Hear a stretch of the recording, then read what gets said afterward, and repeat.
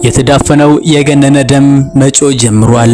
ተወዳጁ የስፖርት ጋዜጠኛ፣ ታሪክ አዋቂው፣ ተጫዋቹ ገነነ መኩሪያ ሊብሮ ባልታሰበ ሰዓትና ቀን እንደዋዛ ካጣ ነው ዓመታት ተቆጠሩ። ወንድሙ ይናገራል።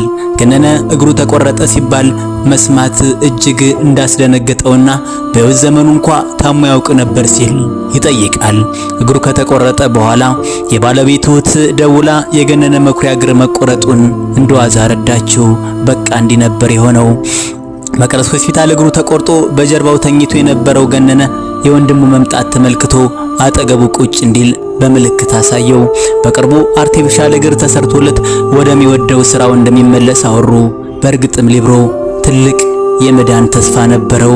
ከአንድ ቀን በኋላ አስቴር የገነነ ባለቤት ደወለችልኝ ይላል ወንድሙ። ገነነን ጊዮን ሆቴል እንዳስገባችው ነገረችው። እንዲሁም ስልኩን አጥፍቶ መወሰሩንም ጭምር።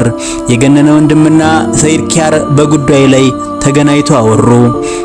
ባለቤቱ ቤት እንዳይመጣ መከልከሏንም ሰሙ።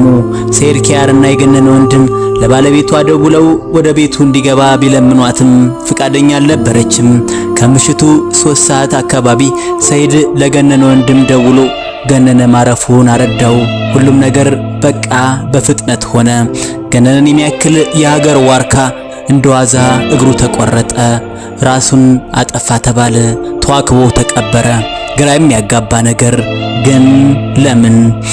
ገነነ ቀርጾ ባስቀመጠው የድምጽ ቅጂ ባለቤቱና እህቱ በደረሰበት አደጋ ምክንያት ይሰድቡትና ያንቋሽሹት እንደነበር፣ ዳቦ ቤት እያለው ዳቦ ከውጭ ገዝቶ ይገባ ነበር ይላል ወንድሙ። በባለቤቱ ተገፍቶ ተሰቃይቶ አስጸያፊና ክብር ነክ ስድቦች ከአቅሙ በላይ ሆነው ሲሆኑበት በራሱ ላይ እርምጃ እንደወሰደም ጨምሮ ይገልጻል። የገነነ ሞትን በተመለከተ እንደ አዲስ የምርመራ ስራው መጀመሩንም ወንድሙ ጨምሮ ገልጿል።